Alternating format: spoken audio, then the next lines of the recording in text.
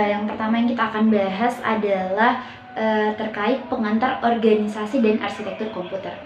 Materi ini tuh sangat penting karena menjadi dasar untuk memahami bagaimana sebuah komputer bekerja mulai dari konsep hingga implementasi perangkat kerasnya. Nah, komputer telah menjadi bagian yang tidak terpisahkan di kehidupan modern seperti sekarang ini.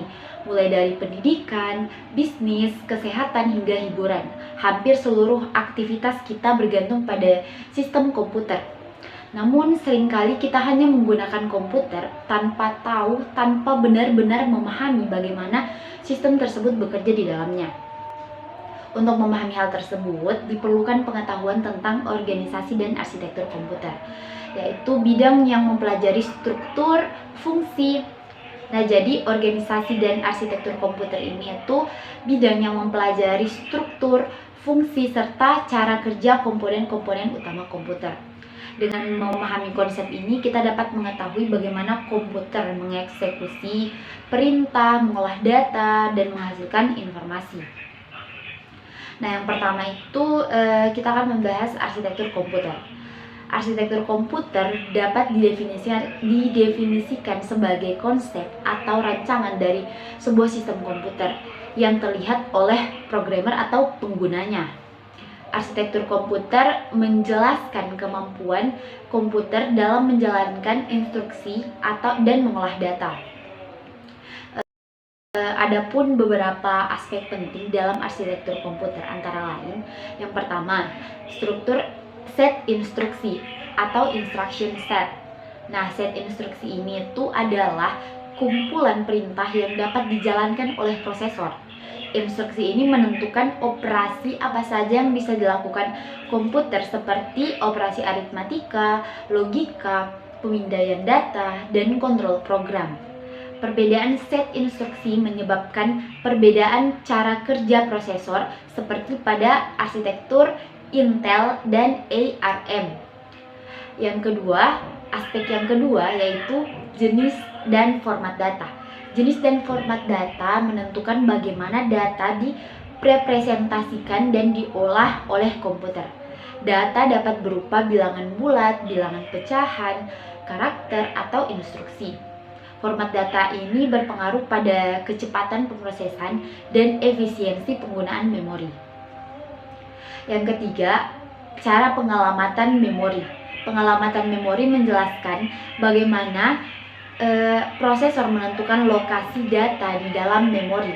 Mekanisme ini memungkinkan CPU mengakses data atau instruksi dengan cepat dan tepat. Cara pengalamatan yang baik akan meningkatkan kinerja sistem secara keseluruhan. Aspek yang keempat, struktur register. Register adalah tempat penyimpanan kecil dan cepat yang berada di dalam CPU. Struktur register menentukan jumlah, jenis, dan fungsi register yang tersedia. Semakin optimal struktur register, semakin cepat prosesor dalam mengeksekusi instruksi. Nah, adapun aspek yang kelima yaitu mekanisme input dan output. Mekanisme input dan output mengatur bagaimana komputer berkomunikasi dengan perangkat luar seperti keyboard, mouse, monitor, ataupun printer. Nah, arsitektur komputer menentukan metode pertukaran data agar proses input dan output ini berjalan dengan lancar, berjalan dengan efisien, dan terkoordinasi dalam pemrosesannya. Dengan kata lain, arsitektur komputer menjawab pertanyaan apa yang dapat dilakukan oleh komputer. Jadi arsitektur komputer itu menjawab pertanyaan itu terkait apa sih yang dilakukan oleh komputer. Nah, seperti itu. Sebagai contoh, perbedaan antara prosesor Intel dan ARM terletak pada arsitekturnya kan.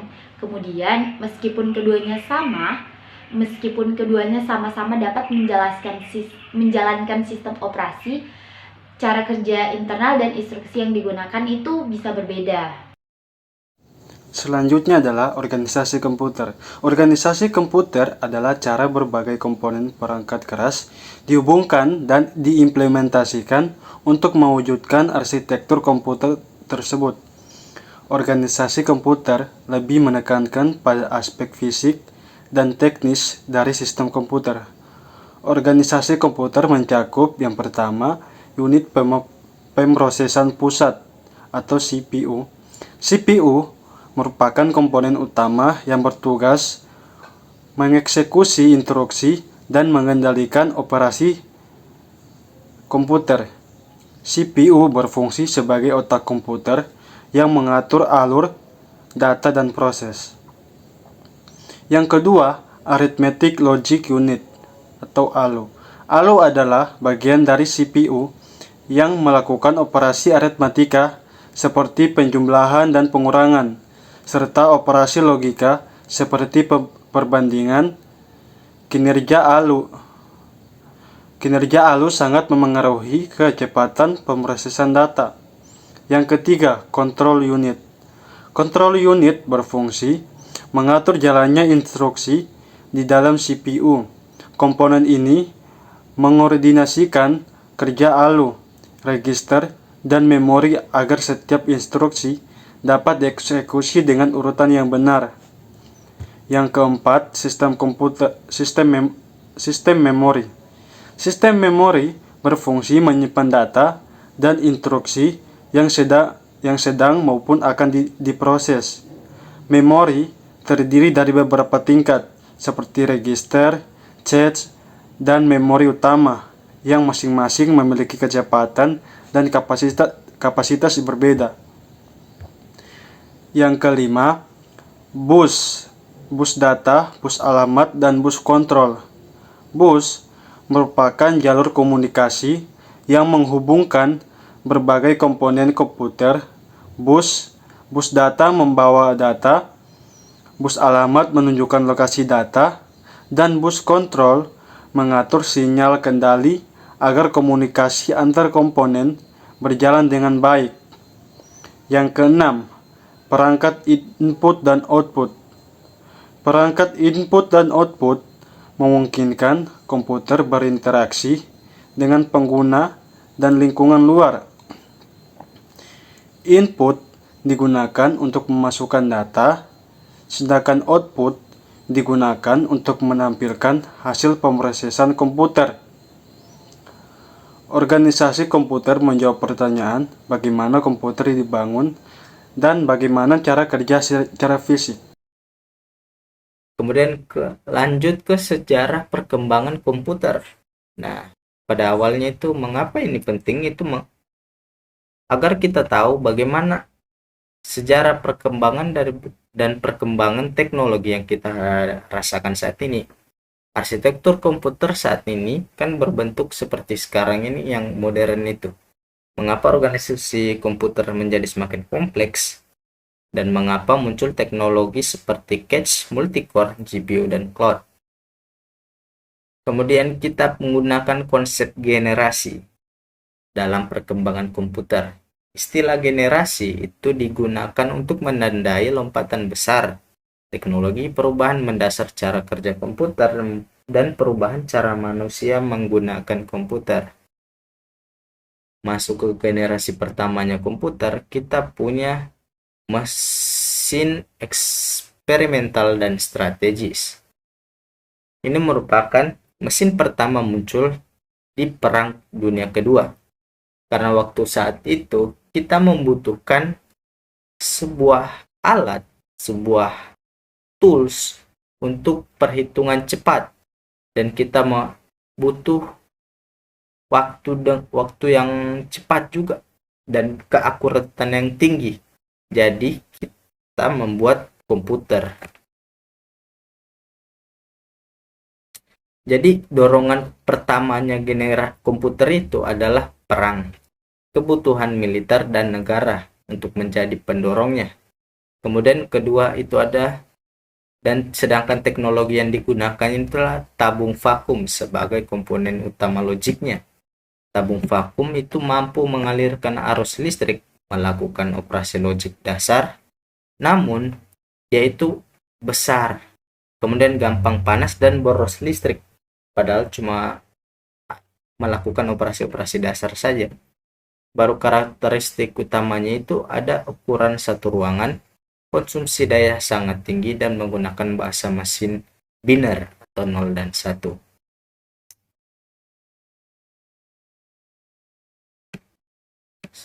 Kemudian ada generasi kedua, itu ada pada tahun 1956 sampai 1963.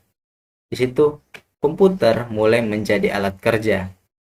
Mengapa kemudian? Itu karena di skala itu dunia sudah mulai masuk ke sisi perdamaian. Jadi di situ akhirnya komputer dapat masuk ke dunia kerja. Dan mengapa generasi kedua dibuat? Itu karena generasi pertamanya itu dia terlalu mahal, kemudian terlalu besar, dan terlalu tidak stabil. Makanya dunia itu membutuhkan komputer yang lebih baik, lebih praktis, dan lebih andal. Makanya dibuatlah teknologi baru yang namanya transistor. Transistor itu menggantikan tabung vakum karena pertama, dia itu lebih kecil, lebih tahan lama, dan lebih hemat energi. Jadi itu kemudian masuk ke generasi ketiga di 1964 sampai 1971. Komputer sebagai sistem terpadu, di mana generasi ketiga ini muncul untuk menjalankan banyak program, mengelola sumber daya, meningkatkan keandalan. Komputer tidak lagi berdiri sendiri, tetapi menjadi sistem kompleks. Sedangkan teknologi integrated circuit atau IC, di mana IC ini adalah gabungan dari banyaknya transistor dalam satu chip, dan dampaknya ukurannya jadi lebih kecil, biaya lebih murah, dan performanya lebih baik. Sedangkan ciri-cirinya itu, sistem operasinya mulai berkembang, dia multitasking, kemudian dia komputer lebih andal dan konsisten dibanding dengan generasi-generasi sebelumnya. Sedangkan di generasi keempat atau 1971 sampai dengan sekarang, komputer menjadi milik individu atau komputer-komputer yang bisa kita dapatkan secara gratis, dapatkan sendiri. Mengapa generasi ini sangat revolusioner?